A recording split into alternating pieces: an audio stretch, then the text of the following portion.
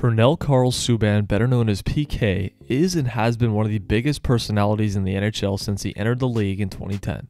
The now 33-year-old defenseman not only has a big personality, but is also an extremely accomplished player in the National Hockey League.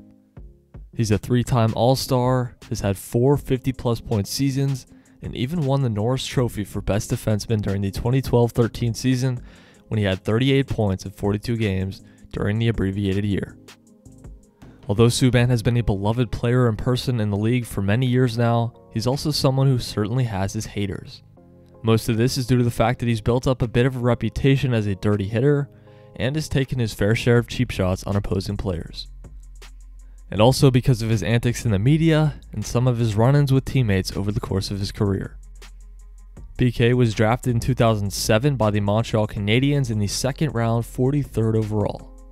And looking back on this pick, Subban was a huge steal to get at this point in the draft, and currently has more points than any other defenseman taken in that draft, and is arguably the best overall defenseman selected in 2007. The puck-moving two-way defenseman would spend 2 more seasons in the OHL with the Belleville Bulls after getting drafted, and then played a full season in the American Hockey League as well with the Hamilton Bulldogs. Subban scored 18 goals and 53 points in 77 games with Hamilton as a 20-year-old, and clearly showed the organization he was more than ready to step up to the next level. During the 2010 Stanley Cup playoffs was when the majority of the hockey world would learn about PK Subban. He would be given a big chance with the big club and put up 8 points in 14 playoff games, driving the opposition crazy at times and averaging over 20 minutes of ice time as a rookie. The next year, Subban would spend the full season with Montreal and had a stellar 14 goals and 38 points in 77 games.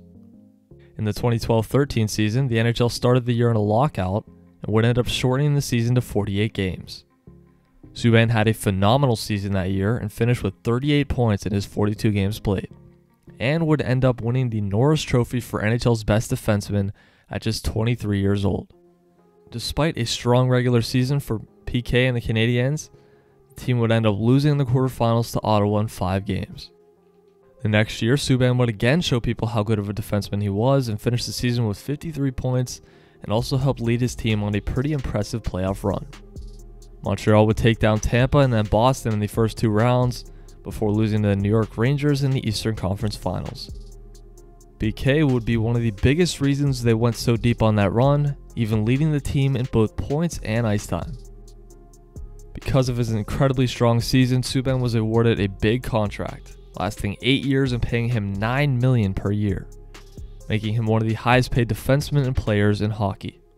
He would spend 2 more seasons with the Habs, and although he continued to put up points and be a mainstay on the blue line, Montreal would only make it to the second round in the 2015 playoffs before losing to Tampa, and in the 2015-16 season they would miss the playoffs altogether.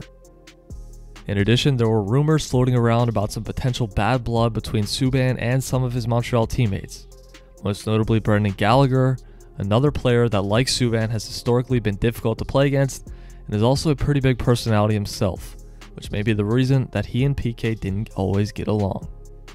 Nonetheless, during the 2016 offseason, Subban was a part of one of the biggest one-for-one trades in NHL history, which sent former Nashville captain Shea Weber to Montreal and PK to the Predators.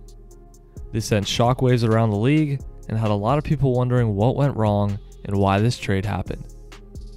The next season, Subban would be a part of one of the best blue lines in the NHL, which had a 26-year-old Roman Josi, 27-year-old PK Subban, 26-year-old Ryan Ellis, and 26-year-old Mattias Ekholm. This Nashville team would squeak into the playoffs but went on a fantastic run, beating Chicago, St. Louis, and Anaheim before eventually being taken down in the Stanley Cup Final by the Pittsburgh Penguins. Subban would continue to make opposing players and fans dislike him. It even started up with one of the league's best players, Sidney Crosby, in the Cup Final, and causing some drama in the media by saying that Crosby was trash-talking him by telling him that his breath smelled. Crosby would go on to deny saying this, pointing out that Subban was only doing this to cause a distraction and likely as a joke. Subban, of course, loves the attention and would end up showing up to the next game with a few bottles of Listerine. PK would end up playing 2 more seasons with Nashville, but unfortunately wouldn't get past the second round again. In the 2019 offseason, Subban would again be traded, this time to the New Jersey Devils, for 2 prospects and 2 second-round picks. Since the trade, PK hasn't been quite the player he was with Montreal or Nashville. His point totals have dropped, and his defensive play has struggled, but he is a bit older now, currently 33 years of age. In addition, Subban is finally at the end of his massive 8-year, $72 million contract and is set to become an unrestricted free agent this offseason. I'm very intrigued to see how many teams could be interested in his services, how much money and term he could get, and to see if he can return to close to the player he once was as an all-around defenseman. Subban is loved by many players and fans around the league, but is also someone who has ruffled a lot of feathers during his career. He's disliked by many because of some of his dirty hits and the edge he plays the game with, and he has a lengthy history of slew-footing players.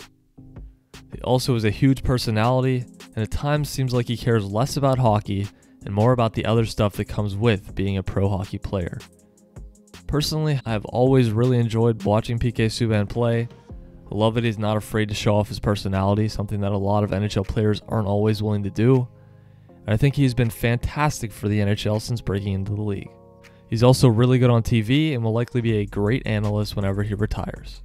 Let me know down in the comments what you think of PK Subban and whether or not you agree with me that he is the most polarizing player in hockey.